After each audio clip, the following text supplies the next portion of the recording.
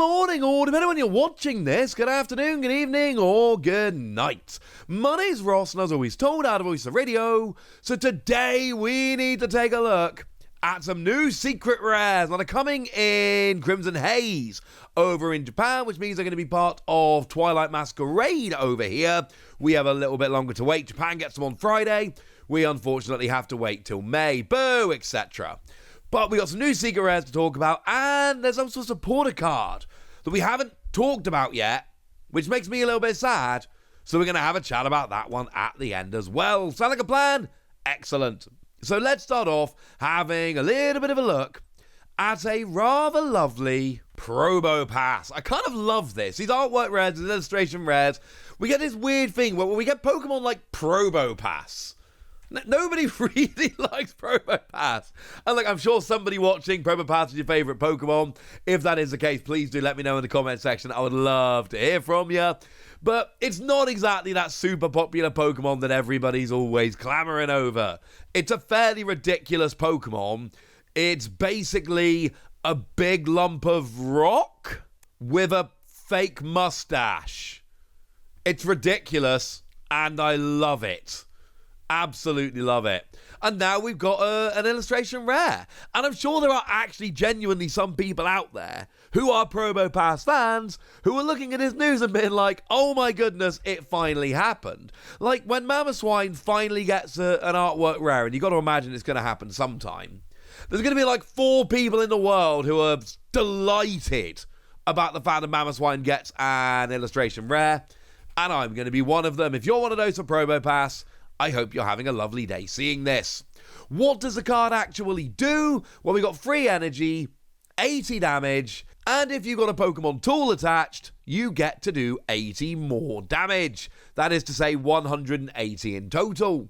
And of course, your tool can be something that does extra damage. So you could whack a Vitality Band on there, and then you're just doing 170, for instance. Or a bunch of other tools that let you do extra damage if that's where you want to go here. This can add up pretty quickly. Like, obviously, there is an ace spec here. There is Maximum Belt. The problem is Maximum Belt's actually kind of annoying here, because Maximum Belt adds an extra 50 to EXs, only to EXs, and that puts you up to 210.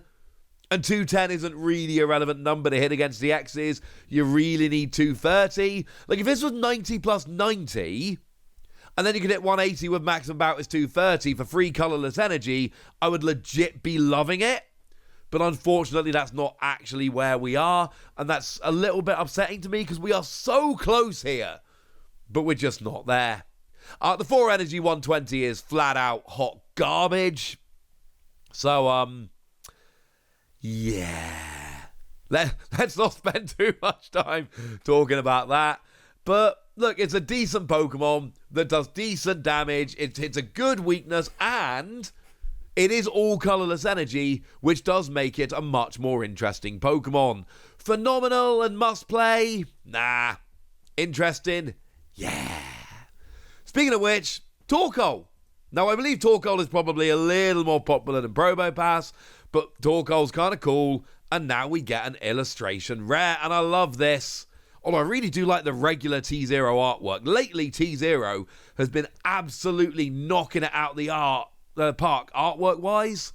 I mean, obviously, you've got the special illustration rares of, things like Raging Bolt, all those ancient Pokemon coming in Temporal Forces, but even things like the regular Koraidon from Temporal Forces is absolutely stunning.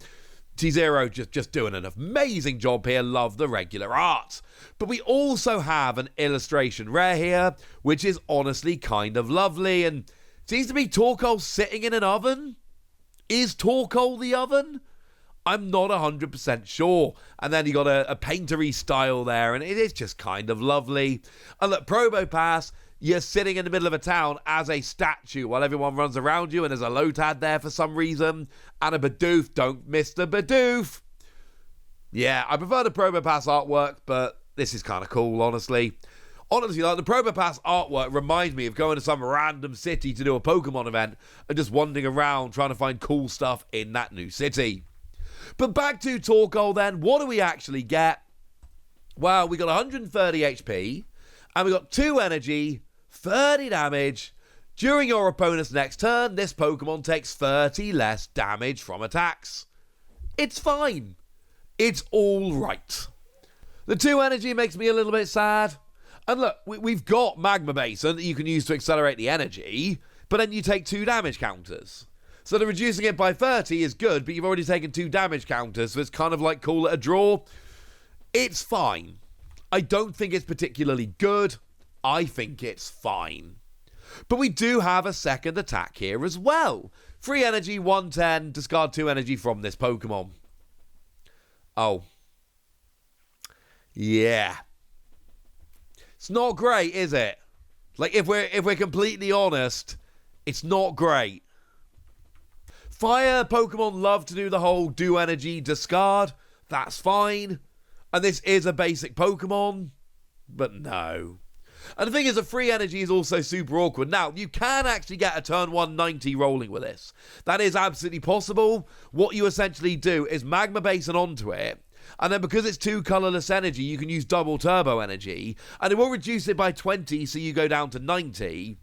But you can get a legit turn 190 going second, and bearing in mind, support and evolving Pokemon, you generally only need to hit 70, maybe 80 at the higher end.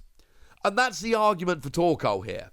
The argument for Torkoal essentially is use this to, get a good early attack going and start just getting KOs on all of these Pokemon super quickly. Turn 1, going second, start KOing those support Pokemon. Is it going to work all the time? But I tell you what, it's fun.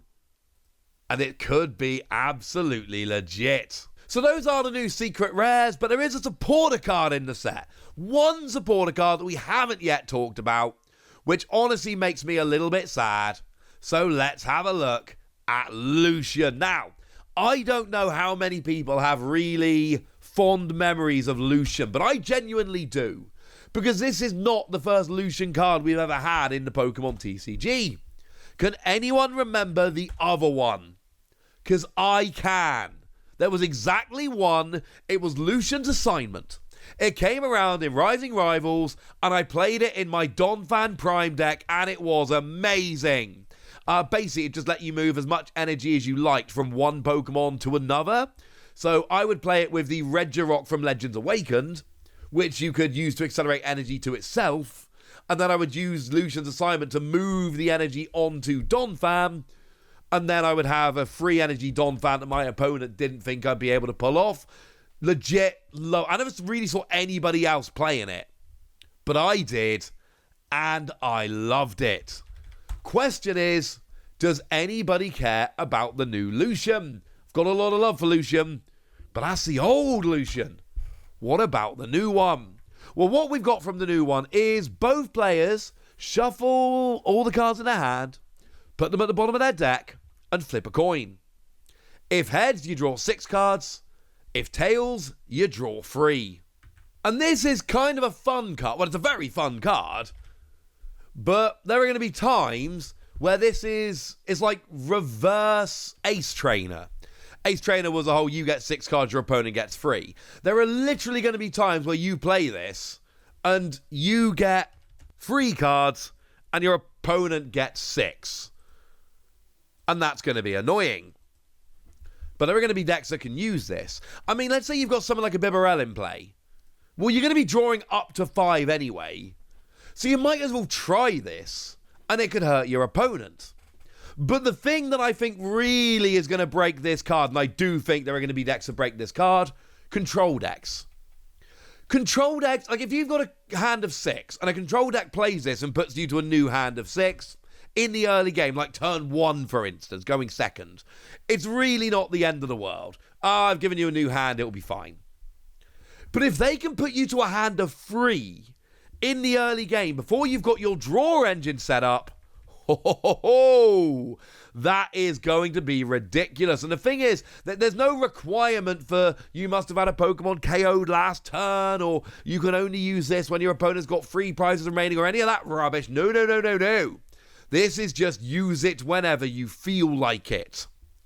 I get the feeling this is going to be a card that ruins a lot of games. And yes, I am well aware it is just a reprint of Elima. I'm well aware of that. Well, no, it's not actually exactly the same. This puts cards at the bottom of the deck, whereas Elima would shuffle them into the deck. So it's very, very, very similar. And I know that wasn't a huge card back in the day in the Sun and Moon era. I don't care. I still feel like, because we got a lot of control decks around right now. Snorlax is a very big deal, and control decks love putting you down to a small hand nice and early, and I really do feel like this is going to be a card where I keep hearing people go, well, they hit Lucian on turn 1 and I flipped tails and ended up a 3-card hand and I couldn't do anything and I lost. Not saying that's going to happen all the time, but I am saying if I'm playing a control deck and my goal is to run my opponent out of options, the idea that I could potentially put them down to a 3-card hand, turn 1 going second, that's too tempting, ladies and gentlemen. That is too tempting. So there we go. Fun new supporter card, 2 new secret rares, and now it's over to you guys. Tell me what you think about these. Tell me how excited you are. Tell me anything you want to tell me in the comment section. Good us! Be nice. And then make sure you like this video, subscribe to this channel, follow me on Twitter at Luasi. That's where we talk about Pokemon and card games and Pokemon card games, all kinds of fun things. And please do consider checking out patreon.com/PTCG Radio, where you can support the channel, get some bonus podcasts, join a Discord, all kinds of fun things. And get shout-outs on the channel, like the lovely Dojo, who's been a supporter of ours for a while now and is a very lovely person. So shout out to them for the support and the loveliness. But by far the most important thing as always, look after yourselves till next time, would ya? Thank you very much for watching. My name's Ross, and you've been watching PTCG Radio.